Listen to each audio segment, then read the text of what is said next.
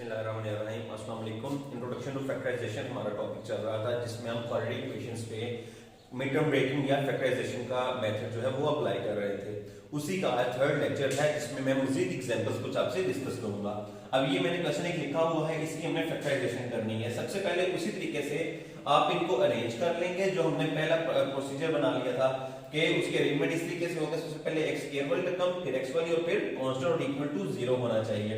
हम x square coefficient को constant से मल्टीप्लाई करते हैं, 5 3 are 15, तो 15 के हम फैक्टर्स बनाएंगे। अब स्मॉलेस्ट नंबर जिस पे ये डिवाइड होता है वो 3 है, तो 3 5 are 15 और उसके बाद 5 पे डिवाइड करके आंसर हमारा 1 आ जाएगा।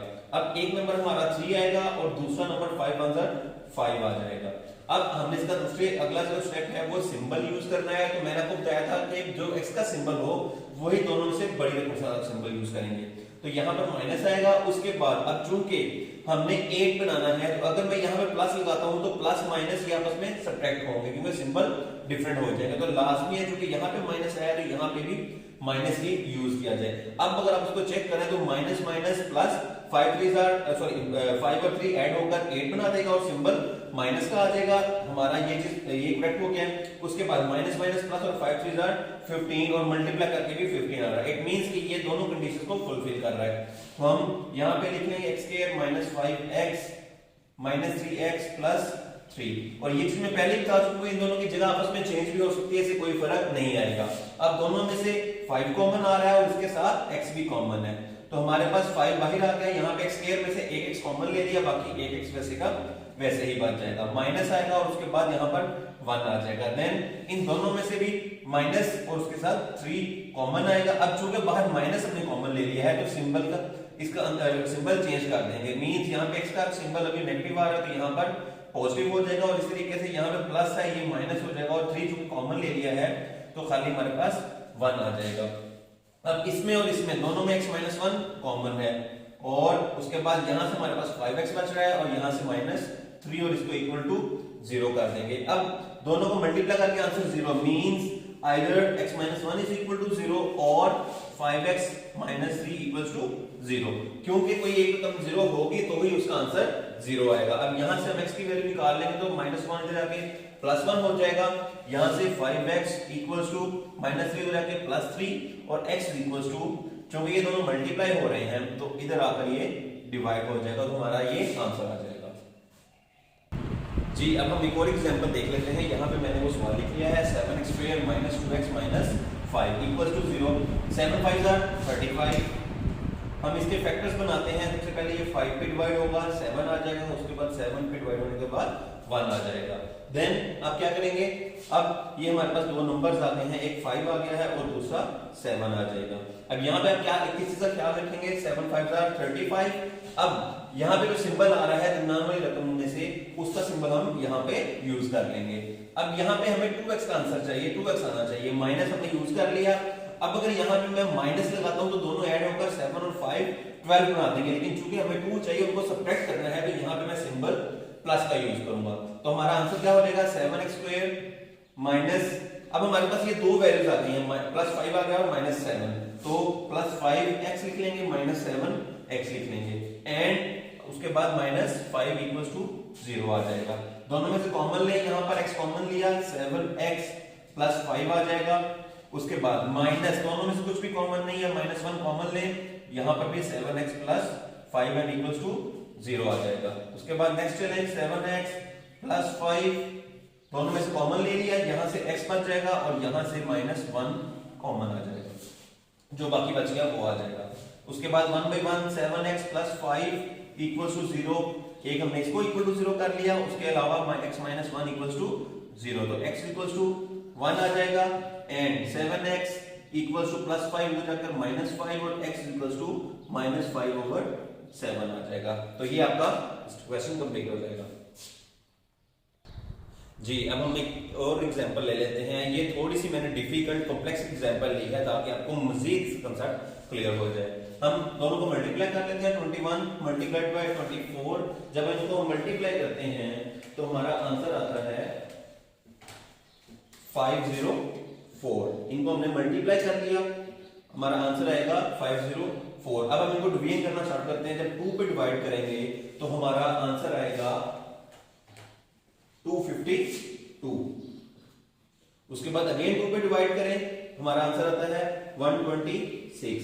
अगेन फिर 2 पे डिवाइड करेंगे, आंसर आ जाएगा 63। अब ये 2 पे डिवाइड नहीं हो सकता, 3 पे डिवाइड करेंगे आप। 3 2 6 और 3 1 3। फिर 3 पे करेंगे तो यहाँ पर 7 आ जाएगा और उसके बाद ये 7 पे जाके हमारी डिवीजन कंप्लीट हो जाएगी। अब आप देख सकते हैं पहले हमारे पास 2 या 3 नंबर आ रहे थे, अब 1 2 3 4 5 6 और 7 डिजिट्स आए हैं, 7 नंबर्स आए हैं, जिसके अंदर से हमने कोई से 2 नंबर इस तरीके से चूज करने हैं कि जिनको मल्टीप्लाई करके 104 आए और प्लस या माइनस करने से 56 आता हो।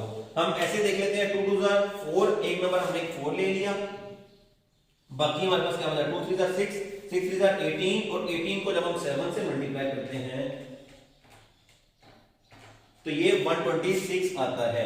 लेकिन यहां पे चूंकि इन दोनों को प्लस या माइनस करने से 65 नहीं आ रहा तो ये हमारा पेयर ठीक नहीं होगा। अब यहाँ पे इस चीज की आपने अच्छे तरीके से प्रैक्टिस करनी है कि आप उसमें से वो एग्जैक्टली पेयर बना सकें जिनको प्लस या माइनस करने से 65 आता हो। मजीद कर लेते हैं 2 2 4 4 2 8 8 3 24। एक नंबर 24 ले लिए, 7 3 21।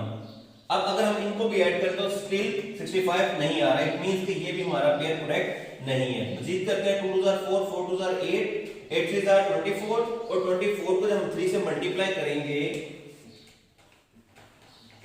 तो ये 72 आ रहा है और दूसरा नंबर हमारा 7 आ जाएगा। अब आप देखें 2 2 4 4 2 8 8 3 24 और 24 को 3 से मल्टीप्लाई किया तो 72 और 5 आ गया। अब इसको प्लस या माइनस करने से 65 आ रहा है, इट मींस कि इसको हम सॉल्व कर सकते हैं। अब आपको मैंने क्या बताया था कि आपने सिंबल यूज करना है, यहाँ पे माइनस का सिंबल बड़ी रकम के साथ माइनस लगा दिया, अब और यहाँ पे हम प्लस लगा देंगे। प्लस माइनस माइनस, जब इसको माइनस करेंगे तो माइनस 65 आ जाएगा। एक हमारा जो हमारी कंडीशन है वो ट्रू हो गई। उसके बाद दोनों को मल्टीप्लाई करने से पॉजिटिव 504 आना चाहिए, क्योंकि ये भी पॉजिटिव है ये भी पॉजिटिव है, तो ये हमारा जो 504 आ रहा था ये पॉजिटिव था। लेकिन अगर आप गौर करें तो इसमें ये रकम माइनस की है, ये प्लस की है, दोनों को जब हम मल्टीप्लाई करेंगे प्लस माइनस माइनस तो हमारा आंसर नेगेटिव में आता है। इट मींस कि हम इस सेट को भी नहीं ले सकते। ये हालांकि प्लस माइनस करने से 65 आ रहा था, लेकिन जब हमने उसको मल्टीप्लाई किया तो सिंबल सिर्फ डिफरेंस आया है, सिंबल का फर्क आया है, तो वो चीज भी इनकरेक्ट हो जाएगी, वो ठीक नहीं होगी। तो अब हम मजीद कोई और नंबर का पेयर बनाएंगे जी।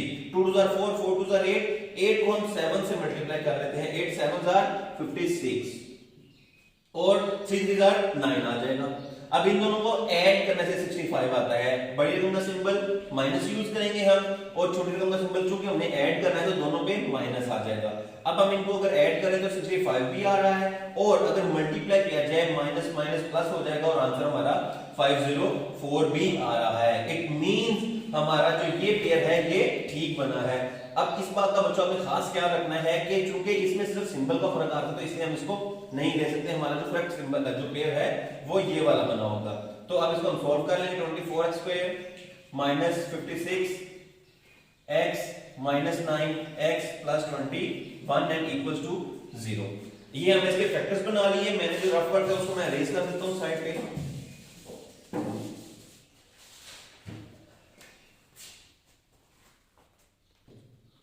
जी तो अब हम यहाँ पे इसमें फैक्टर्स बनाएंगे। अब बच्चों हमने कोशिश ये करने के बड़े से बड़ा नंबर उसमें से कॉमन निकले। तो यहाँ पे देखते हैं ये 2 पे भी डिवाइड हो रहा है, मजीद 4 पे भी डिवाइड हो रहा है और आगे ये 8 पे भी डिवाइड हो रहा है। तो चूंकि ये हमारा सबसे बड़ा नंबर 8 आ रहा है तो हम इसमें से 8 कॉमन ले लेंगे। 8 3 24 और x आ जाएगा, माइनस 8 7 56 और ये हमारा कॉमन आ गया। उसके बाद यहाँ पे माइनस और साथ हमारा 3 पे डिवाइड होता है तो 3 कॉमन ले लिया और यहाँ पे 3x आ जाएगा, माइनस यहाँ पर 7 और इक्वल्स टू 0। प्रैक्टिस के अंदर दोनों वैल्यू सेम है, इट मींस हमारा क्वेश्चन ठीक है। 3x माइनस 7 और यहाँ से सॉरी यहाँ पे 8x आएगा साथ। आपने इसका भी ख्याल रखना है, मैंने यहाँ से स्किप हो गया वो मेरे से x, तो यहाँ पे आपका x भी साथ कॉमन आएगा। तो 8x एंड माइनस 3 और इक्वल्स टू ये 0 हो जाएगा।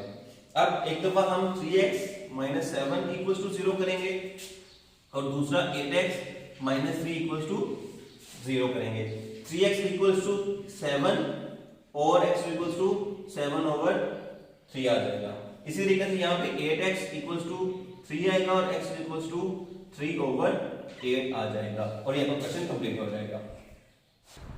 होपफुली आपको फैक्टराइजेशन अच्छी तरीके से समझ आ गई होगी। मैंने 3 लेक्चर्स रिकॉर्ड कराए हैं और उसमें काफी डिटेल में इन क्वेश्चंस को डिस्कस कर लिया है। इसकी प्रैक्टिस करें और इनको मैक्सिमम आप लोगों ने अच्छी तरीके से सीख लेना, क्योंकि आपके 9th और फर्स्ट ईयर सेकेंड ईयर में भी यूज होंगे। Thank you.